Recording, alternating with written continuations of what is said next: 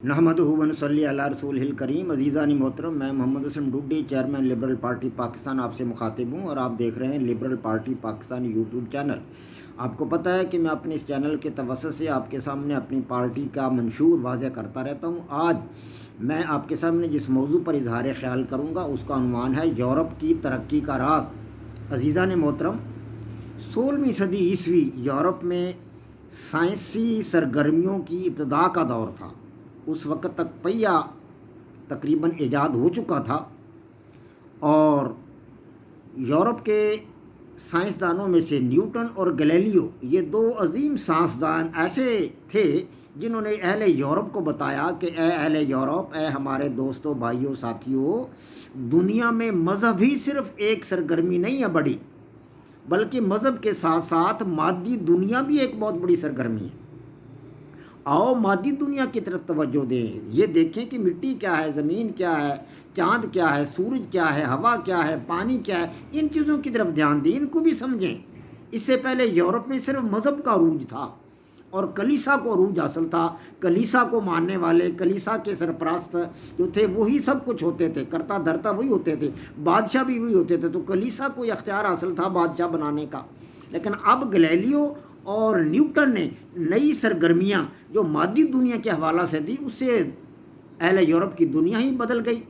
तो अब वो मादी दुनिया की तरफ ध्यान देने लगे कि पानी क्या है, हवा क्या है, ये नदी नाले क्यों बह रहे हैं, पानी आगे क्यों जा रहा है, मिट्टी क्या चीज़ है, ये चट्टानें क्या हैं, पहाड़ क्या हैं, हैं जी, बादल क्या चीज़ हैं, और ऊपर जो है चाँद सितारे जो हैं ये क्या चीज़ें। तो इससे उनका ज़हन जब बदला तो वहाँ पे एक साइंटिफिक ट्रेंड चल पड़ा अहले यूरोप में। तो पहिया चूँकि ईजाद हो चुका था तो वहाँ हल्की फुल्की सनतों का वजूद जो था वो ज़हूर में आने लगा।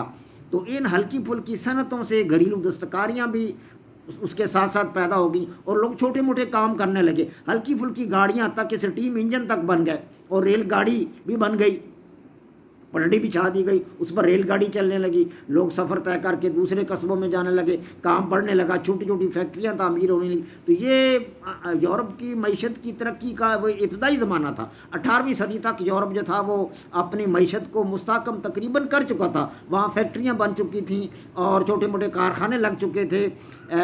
बहुत सारी चीज़ें जो थी वो प्रोसेस की जा रही थी, यानी कि आम चीज़ें जो सादा मिलती हैं ना, उनको प्रोसेस करके नई नई चीज़ों में तब्दील किया जा रहा था। इसके साथ साथ ये एक बहुत बड़ा सबब था, यानी मादी दुनिया की तरफ पेशरफ्त।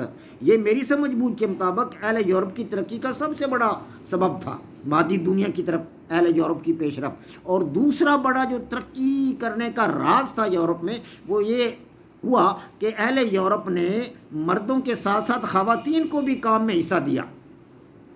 यानी हमारे यहाँ तो ख़वातीन से काम नहीं लिया जाता इतना, पाकिस्तान बल्कि पूरे बर्रे सग़ीर में, बांग्लादेश है, इंडिया है, पाकिस्तान है, इन ममालिक में ख़वातीन से इतना काम नहीं लिया जाता। ख़वातीन घरों में बैठी हुई हैं, अक्सर ख़वातीन घरों में बैठी हैं। बल्कि 1996 से 2001 तक तालिबान ने तो ख़वातीन पर बेजा पाबंदियाँ लगाई हुई थी, उन्हें घरों से बाहर निकलने के लिए कम सहूलतें थीं, पढ़ने की इजाज़त नहीं थी। लेकिन अब तालिबान, खुदा का फजल है कि वो बाशऊर हो चुके हैं और अब उन्हें इस बात का अंदाज़ा हो चुका है कि ख़वातीन की अफरादी क़ुव्वत से काम लेना बड़ा ज़रूरी है।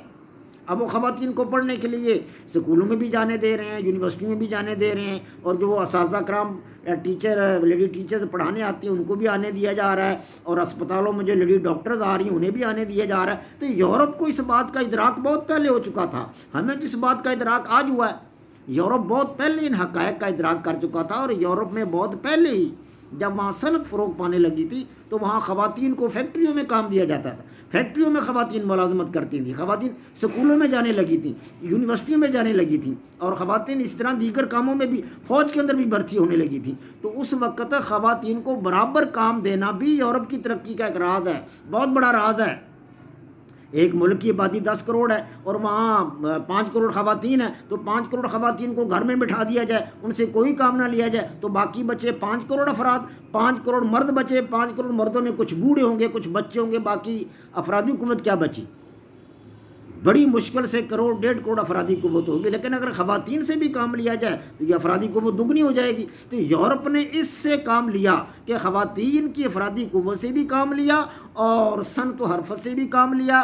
وہاں پہ انہوں نے چھوٹی بڑی ملیں، فیکٹریاں، کارخانے لگائے اور چھوٹی چھوٹی اشیاء کو پروسیس کر کے اعلیٰ اشیاء میں تبدیل کر کے ہمارے ممالک کو، یعنی کہ ہندوستان، پاکستان اور یہ ممالک جو تھے، اسی طرح مشرق وسطیٰ میں اور وسط ایشیا کی طرف انہوں نے یہ چیزیں بھیجیں اور دولت کمائی اور کروڑوں پتی بن گئے۔